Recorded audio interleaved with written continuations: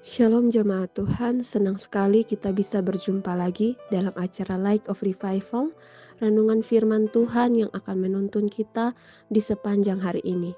Mari kita melihat bagian firman Tuhan yang akan kita renungkan bersama dalam 1 Yohanes 4 ayatnya yang ke-7. Saudara-saudaraku yang kekasih, marilah kita saling mengasihi, sebab kasih itu berasal dari Allah, dan setiap orang yang mengasihi lahir dari Allah dan mengenal Allah. Saling mengasihi. Di pasal sebelumnya Rasul Yohanes membahas tentang perbedaan tentang roh Allah dan roh antikristus yang karenanya jemaat Tuhan pada waktu itu tidak boleh percaya begitu saja, tetapi harus diuji. Ini disebabkan ada banyak nabi-nabi palsu yang telah hadir dengan ajaran-ajarannya dan berusaha mempengaruhi orang-orang percaya di zaman Rasul Yohanes. Setelah itu, Rasul Yohanes melanjutkan dengan membahas tentang kasih dan ajakan untuk saling mengasihi. Apa makna ayat ini bagi kita? Mari sama-sama kita renungkan. Ya, nabi-nabi palsu pada waktu itu dengan gencar ingin mempengaruhi jemaat-jemaat di Asia Kecil dengan ajaran yang bertolak belakang dengan ajaran yang benar. Mereka mengajarkan bahwa Yesus bukan Kristus. Dalam 1 Yohanes 2 ayatnya ke-22, dalam hal moral mereka mengajarkan tidak perlu melakukan hal-hal yang diperintahkan oleh Kristus, seperti dalam 1 Yohanes 1 ayat yang ke-6. Jelas ajaran-ajaran dari guru-guru palsu ini tidak boleh diterima karena bertentangan dengan kebenaran yang telah dinyatakan oleh Yesus Kristus, Tuhan kita. Salah satu ajaran yang penting yang bukan saja perlu diketahui tapi juga harus dilakukan adalah mengasihi. Herschel Hobbes berkata seperti ini, seorang yang asing terhadap kasih merupakan seorang yang asing terhadap Allah. Dengan kata lain bahwa jika kita dapat hidup dengan saling mengasihi, maka kita berasal dari Allah. Tapi jika kita dalam hidup kita tidak dapat hidup dengan saling mengasihi, maka kita tidak berasal dari Allah. Kasih itu sumbernya dari Allah. Bahkan Allah telah menunjukkan kasih-Nya yang teramat besar itu melalui kehadiran anak tunggalnya itu, Yesus Kristus, sebagai penebus bagi kita yang berdosa.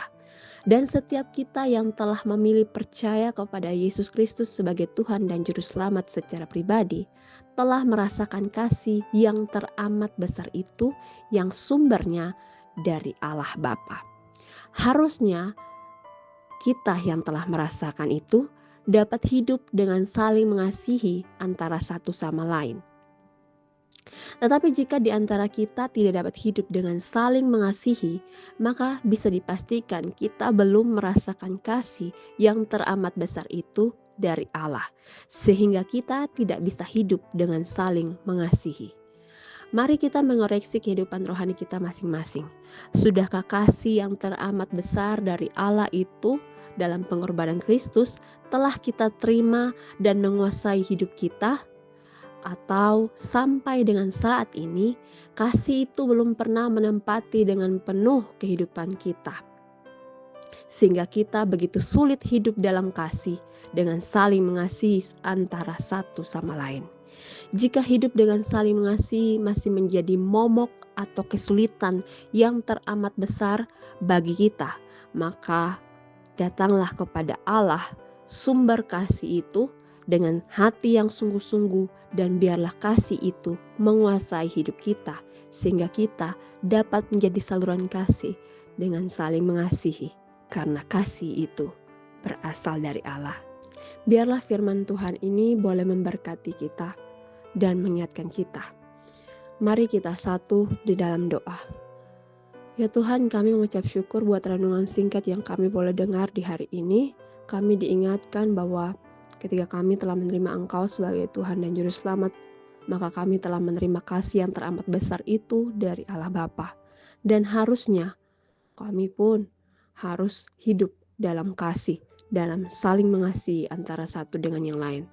Tapi jika Engkau dapati dalam diri kami menjadi kesulitan bagi kami mengasihi orang lain, maka biarlah kasih-Mu yang begitu besar itu boleh menguasai hati dan pikiran kami. Kami boleh sungguh-sungguh menerima Engkau sebagai Tuhan kami, sebagai sumber kasih itu, dan pada akhirnya kami pun boleh hidup dengan saling mengasihi. Terima kasih Tuhan Yesus untuk kebenaran yang kami dengar di hari ini. Dalam nama Tuhan Yesus Kristus, kami telah berdoa. Jemaat Tuhan, mari jadikan firman Tuhan sebagai terang dan pelita dalam kehidupan kita. Tuhan Yesus memberkati kita.